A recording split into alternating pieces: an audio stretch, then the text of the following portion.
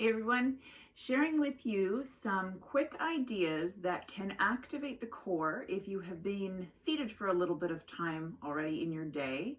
And remember that the core is so much more than just our abdominals. It is our abdominals and those four groups that compile that abdominal complex, but remember it is also the low back, the pelvic floor, and the muscles that support the hip, as well as, dare I say, some of those mid-back muscles that really help to support and stabilize the mid into the lower back, that really kind of round out that whole space. So let's think about a couple of things. Seated, so if you were seated at your computer, you can move back just a little bit. If you have a chair on wheels, be careful and perhaps don't use a chair on wheels.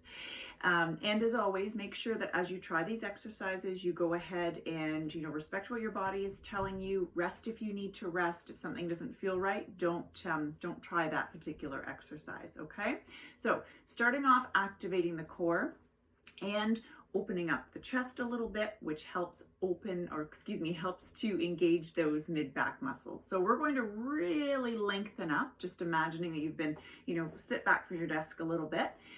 Really lengthen, tuck the chin down a little bit, open up the collarbone, meaning squeeze the shoulder blades together and down. Relax, try that one more time. Squeeze the shoulder blades together and pull them down, activating mid into some of the lower mid back.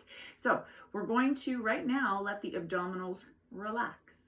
Let the pelvic floor relax. And we have talked in other times about the pelvic floor, so if you're not quite sure what that means, do remember that it feels kind of like you need to use the washroom, but you don't want to, so you're going to activate those muscles to stop that accidental going to the washroom, because we are really looking at how the pelvic floor impacts and plays such a significant role in our overall core strength, okay?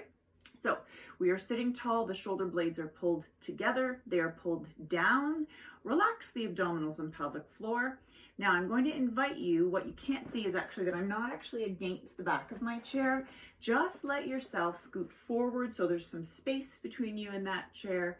Slowly let yourself lean back and find where the core starts to switch on. You can feel those abdominals begin to engage. Now, activate the pelvic floor, right? Like you're going to go to the washroom, but you don't want to. Pull those muscles in as well. Exhale, take a little rest.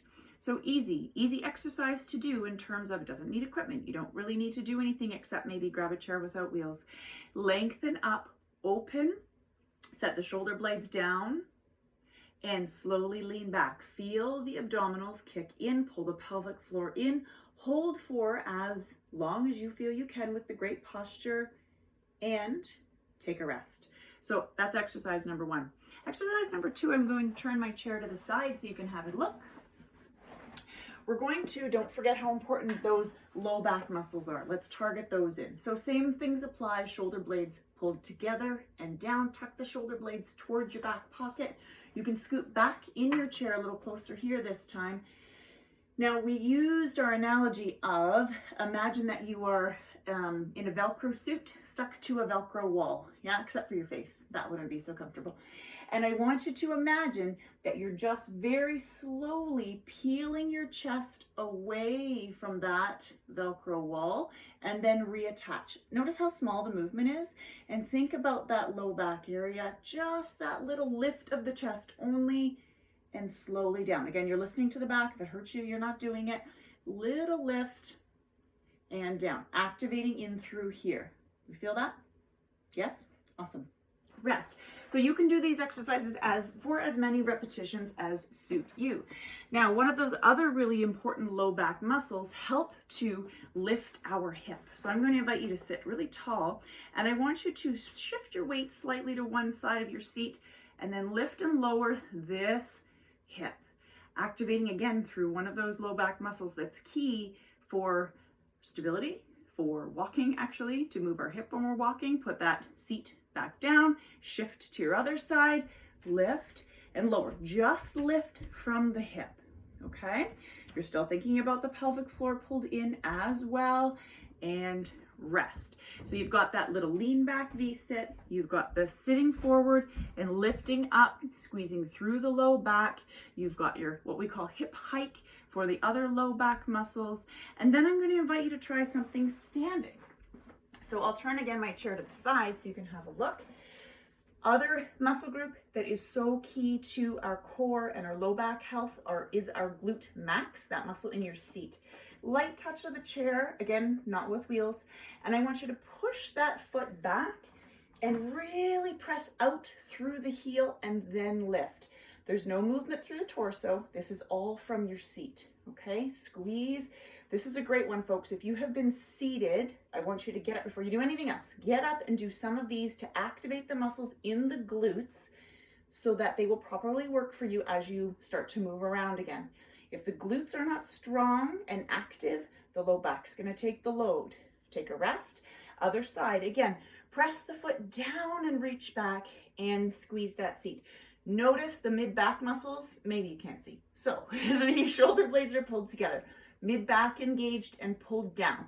Abdominals in, pelvic floor in or up, and then add that little squeeze.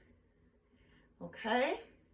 So, quick review. Do your abdominal little V-sit. Feel those abdominals kick in, pelvic floor pulled in, hinge forward.